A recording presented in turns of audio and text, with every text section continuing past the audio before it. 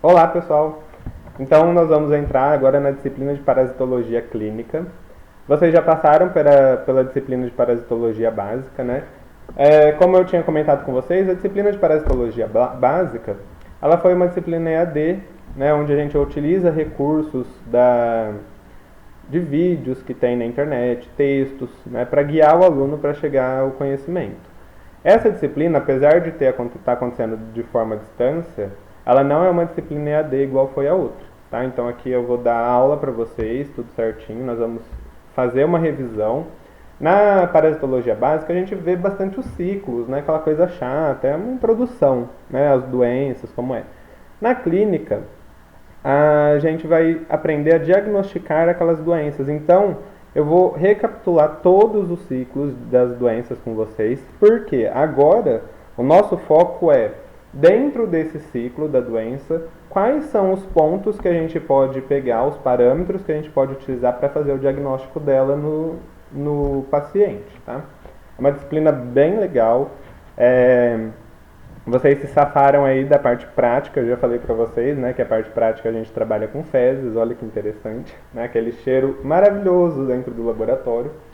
Mas assim que nós retornarmos, a gente vai fazer então a atividade prática dessa disciplina. Não é complexo, é uma prática bem simples. O mais complicado é fazer a observação dos ovos, porque isso requer treino, requer muitos anos de experiência, né? Tem bastante laboratório que pede, né, compram amostras contaminadas para fazer o diagnóstico para ver se consegue realmente detectar todos os ovos. Ali no meio daquelas fezes é bem complicado no começo fazer isso, mas com o tempo a gente pega a prática e dá tudo certo. Tá? Então, nós vamos aprender. Uma das coisas interessantes é que o diagnóstico em parasitologia clínica não utiliza somente fezes, tem algumas doenças que a gente vai utilizar o sangue, tá? Dependendo de qual doença nós estamos trabalhando.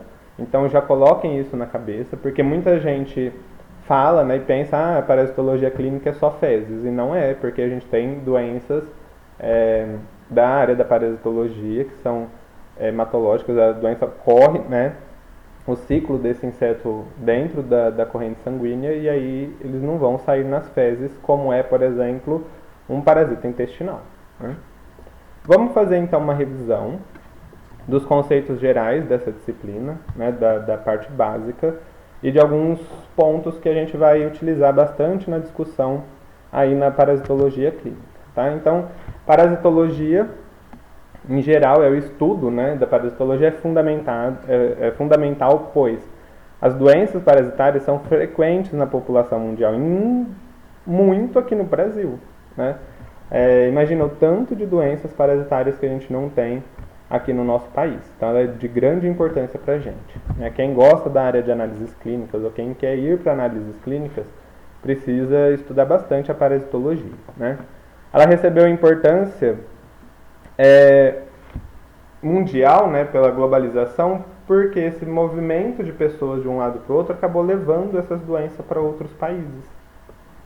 Então, a gente tem casos, né, de doenças que são endêmicas de uma certa região, só acontece lá, porém que com, né, a globalização a gente acaba vendo aqui em outros países também. Tá? Bom, ela vai estudar então organismos que vivem no interior ou exterior de outro hospedeiro, obtendo alimento às custas do seu hospedeiro, né, e consumindo-lhe os tecidos ou seu conteúdo intestinal. E aí nós temos uma relação parasita-hospedeiro dentro dessa questão que a gente está falando. Né, e vai abranger então estudos de protozoários, eumintos e artrópodes, que são, né, os maiores aí parasitas de importância médica para a gente. Tá? Deixa eu fechar minha câmera aqui porque eu vou acabar ficando em cima das imagens. Então, a forma de transmissão do parasita, ela pode ser oral, né? Então mãos sujas, água, um alimento contaminado. Penetração cutânea, então a gente tem algumas doenças que a gente comentou semestre passado, que elas vão penetrar, né? A pessoa está nadando ali num rio ou num lago e ela vai penetrar, né? A larva vai penetrar pela pele e vai cair aí na corrente sanguínea, né? Sexual, então através, né, a gente tem algumas doenças sexualmente transmissíveis que são por parasitas. e dependente de vetores também. Então, por exemplo, a doença de Chagas tem o vetor, que é um artrópode, que vai, então, fazer a transmissão dessa doença. Tá? Assim como outras, né? Leishmaniose também, né? Tem várias. Então, a parasitose e o modo de transmissão. A gente tem por animais domésticos, por exemplo, os oocistos, que estão nas fezes aí do gato, né? Que causa toxoplasmose. Por insetos vetores, então mosca, mosquito, filariose, malária, leishmaniose, triatomínio, a doença de Chagas, né? E, porventura, alguns insetos que eles mesmos são os parasitas. Super fácil dar um exemplo desse, por exemplo, o piolho, né? Piolho, uma parasitose, onde o próprio inseto é o parasita e fica aí na nossa cabeça, né? E também tem o chato, que é uma doença, que é o piolho pubiano, que também, então, ele mesmo, né, já é o próprio parasita, tá? Esses daqui não. Nessas doenças, esses artrópodes, eles vão transmitir a doença. Sexual, como eu falei para vocês, o trofozoito da tricomona, né, tricomoníase. Por solo e alimento. Então, ingestão de cisto, por exemplo, a amebíase, giardíase. Ingestão de ovos ou penetração, né, da larva, nematóides. Ingestão de ovos também, os cestoides. Então, nós vamos passar por essas classes.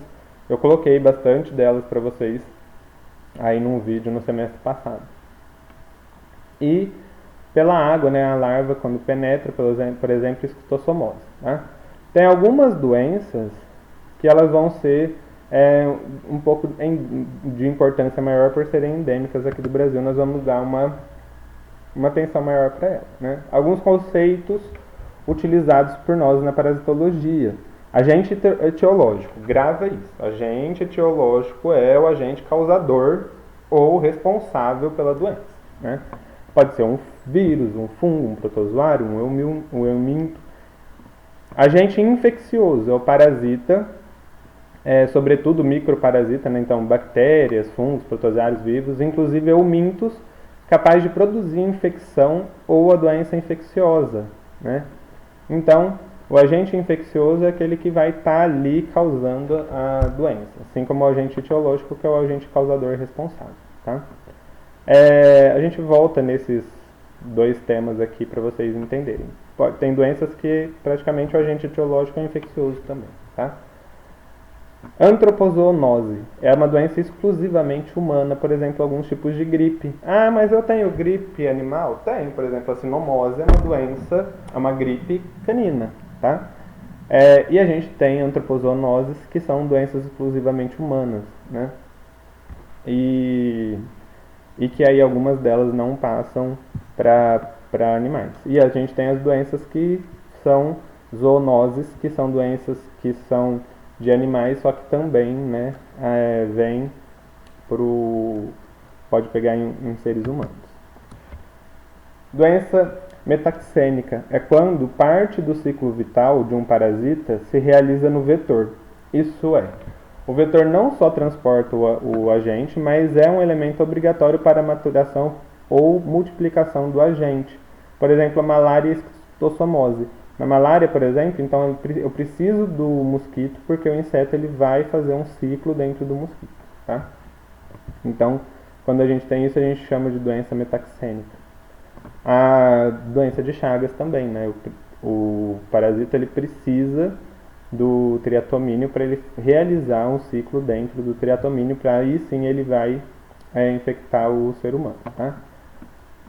Estágio é a forma de transição, né, de um artrópode ou um minto para completar o seu ciclo biológico. Isso daqui é interessante porque vamos supor que a gente tenha uma larva do mosquito da dengue.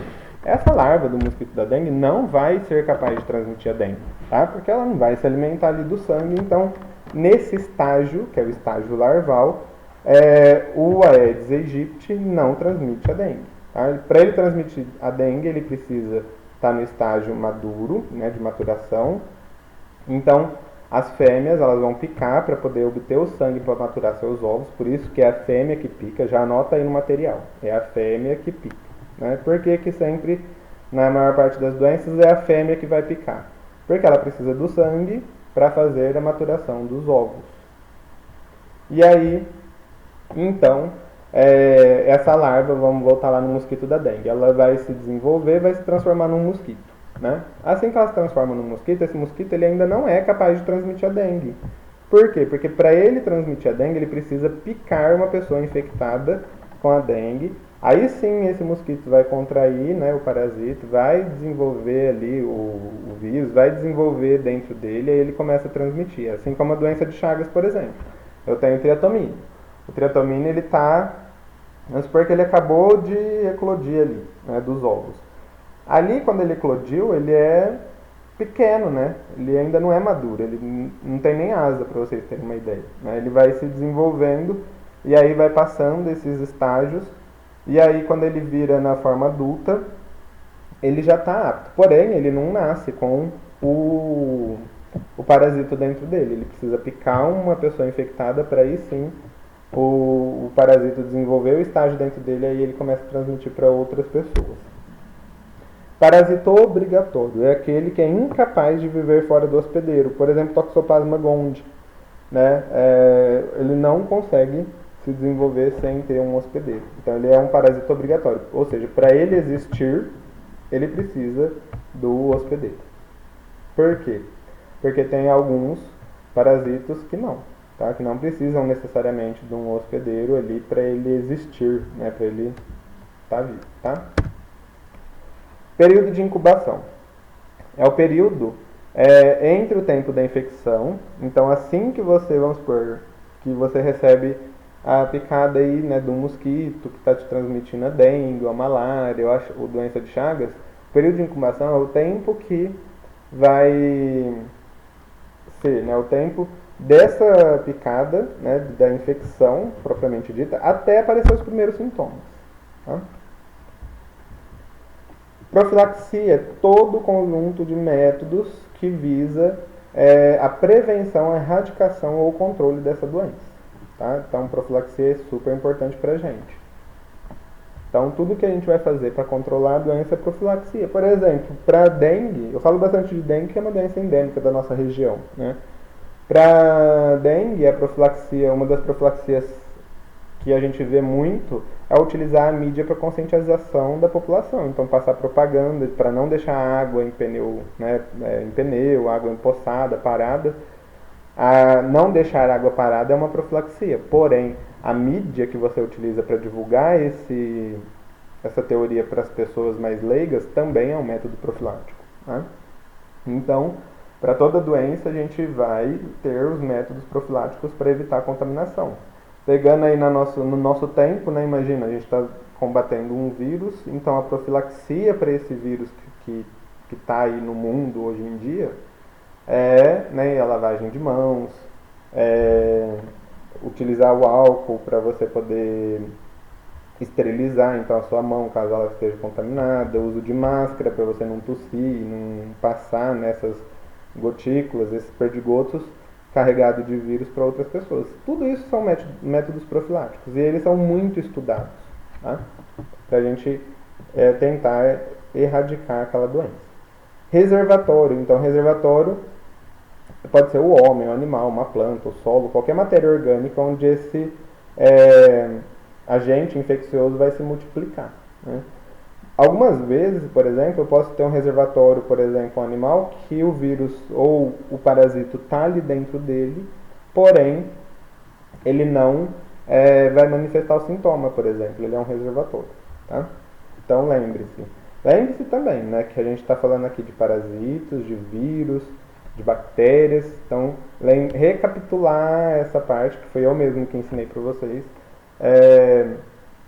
dessas diferenças, né, entre vírus, bactérias, fungos, para vocês não se complicarem na hora de escrever aí, né, a redação das respostas que a gente tem, ou lá mais para frente se alguém quiser prestar um concurso, tá? Patogenia ou patogênese é o mecanismo com que o agente infeccioso vai provocar a lesão no hospedeiro, tá? Então, por exemplo, o Schistossoma mansoni provoca lesão no organismo através de ovos formando granulomas. Tá? Patogenicidade é a habilidade desse agente infeccioso provocar uma lesão. Por exemplo, a Leishmania brasilense tem alta patogenicidade. Então, a lesão que ela vai causar é muito grande. Então, patogenicidade é o tanto de agravo que essa doença causa. Tá? Vetor. Então, vetor é todo ser vivo capaz de transmitir um agente infeccioso. Tá? Ser vivo. Né? Lembra disso. Então, o vetor eu tenho triatomínio, eu tenho mosquito, né, que pode ser o Aedes aegypti, pode ser, né, tem vários aí mosquitos que transmitem aí algumas doenças. Hospedeiro, então, hospedeiro é o organismo que abriga ou alberga, tá? Alberga também é uma forma correta de se falar isso, o parasita. E aí nós temos dois tipos de hospedeiro, o intermediário e o definitivo. O intermediário é que apresenta o parasita na forma larvária ou assexuada. Então, o hospedeiro intermediário é sempre que tem aquele parasita na fase assexuada.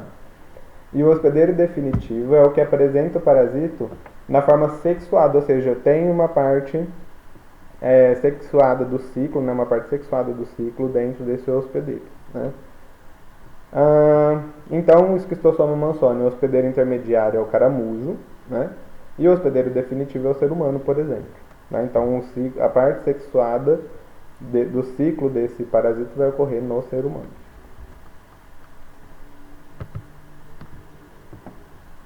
Classificação. Né? Então, quanto ao número de hospedeiros, ele pode ser monoxeno ou heteroxeno, tá? Que também é chamado de digenético. Então, é monoxeno ou monogenético ou heteroxeno e digenético. Monoxeno e monogenético é quando eu tenho um só hospedeiro. Heteroxeno ou digenético é quando eu tenho dois hospedeiros. Tá?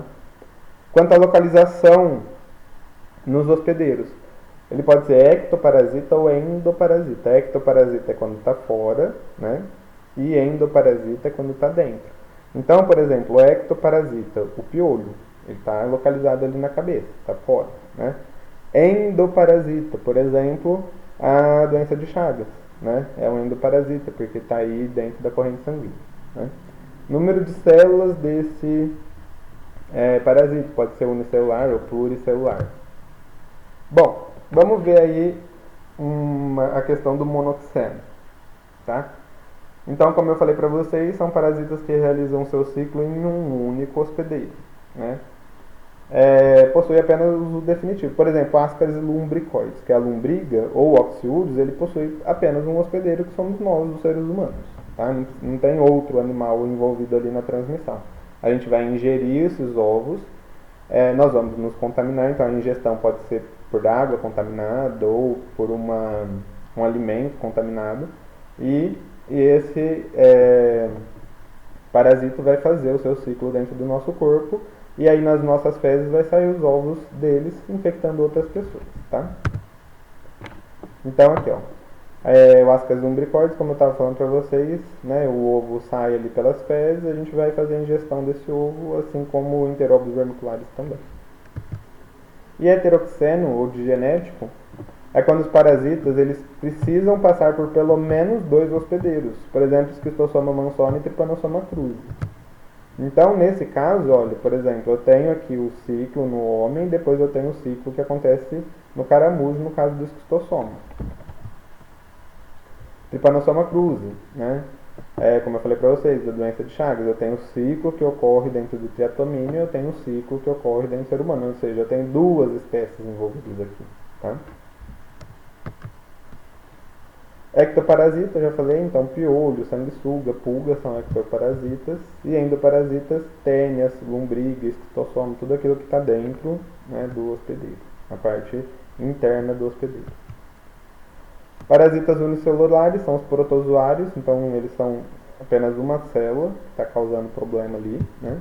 E pluricelulares, por exemplo, os eumintos, eles têm, né, são seres vivos compostos de várias células. Quanto à ação do parasita sobre o hospedeiro. Então eu estou pondo, como eu falei para vocês, pessoal, eu estou colocando, né, as duas aulas hoje, então eu vou dando sequência inteira aí, em vez de parar a aula, tá? Então a ação exfoliativa é quando o parasita absorve nutrientes, ou mesmo sangue, né, do hospedeiro. Então nessa ação exfoliativa, ele vai ingerir, por exemplo, aqui a ancilostomatido, ele vai ingerir o sangue da mucosa intestinal para obtenção de ferro e oxigênio, tá? Então essa é uma ação exfoliativa, quando absorve nutrientes ou o sangue do hospedeiro. Ação tóxica é quando alguma espécie produz enzima metabólico que vai levar à lesão do hospedeiro. Por exemplo, o Ascaris lumbricoides pode provocar reações alérgicas pela proteína que ele está produzindo ali. Ação mecânica é quando alguma espécie impede o fluxo de alimento ou absorção alimentar. Então, por exemplo, o enovelamento de Ascaris lumbricoides dentro da alça intestinal, ele pode obstruir a alça intestinal. E aí esse intestino não vai funcionar mais, tá? Levando um agravo aí dessa doença para o hospedeiro. E isso é uma ação mecânica, tá? A ação traumática é provocada por formas larvárias de homintos e vermes adultos protozoários. Então, por exemplo, úlceras intestinais provocadas pelo ancilostomatido. É uma ação traumática, ele causou ali uma lesão no hospedeiro. Ação irritativa. Ela deve-se, né, presença constante do parasito, não necessariamente produz lesão traumática, mas irrita o local. Ascaris lumbricoides na mucosa intestinal, ela vai irritar aquele local ali, ela pode dar essa ação irritativa, né, que é dor de barriga e tudo mais. Ou mesmo, vamos por uma ação irritativa, o piolho que está causando coceira ali na nossa cabeça, tá? Anóxia é quando qualquer parasita consome o oxigênio da hemoglobina, né, e aí isso vai produzir uma anemia pra gente. Bom, acho que do que eu tinha falado para vocês, né, é isso, da gente relembrar um pouquinho do semestre passado. O que mais que eu preciso falar? Bom, nós vamos começar a entrar na parte específica da disciplina, né? Então, a partir da semana que vem, eu vou postar um vídeo já falando sobre... Cadê? Deixa eu aparecer aqui. Aí. Então, a partir da semana que vem, eu vou postar um vídeo específico dessa parte. A prática ela é importante. Então, como que eu vou fazer? Eu vou selecionar alguns vídeos. Como o semestre passado, que nós estávamos também em quarentena, eu dei a parasitologia clínica, eu peguei alguns vídeos na internet, pelo YouTube, e eu vou disponibilizar esses vídeos para vocês conseguirem entender como é feito a parte prática, pelo menos visualizar, né, aí pelo um vídeo e tudo mais, para a disciplina ficar mais clara para vocês, tá? Então, eu vou fazer dessa forma que a gente combinou, já vou soltar os 2 dias juntos, tá? Em vez de eu gravar a aula separado, não, vou soltar os 2 dias juntos. Hoje não vai ter fórum, tá? Porque hoje é uma aula mais de revisão, para a gente conversar um pouco sobre essas questões que é da disciplina de parasitologia básica. Mas a partir da semana que vem eu sempre deixo a aula com uma perguntinha para vocês, tá bom? Então, não deixem de fazer na última hora, assim que já assistir a aula já façam esses fóruns e as questões que tá lá para não ir sobrecarregando, tá? Bom, qualquer dúvida, podem me perguntar pelo WhatsApp. Eu vou postar vídeo aulas gravadas, para mim é mais fácil, né, do que a gente ir pelo Teams aí, mesmo porque a internet lá não é lá aquelas coisas, tá? E aí, se vocês tiverem dúvida, a gente vai conversando pelo WhatsApp. Como eu falei para vocês naquela aula presencial que a gente fez na semana passada, pode mandar a hora que assistir, e aí a gente vai discutindo, vai respondendo, independente da disciplina que for, tá bom? Então, gente, tchau, boa semana para vocês e qualquer coisa a gente vai conversando, tá bom?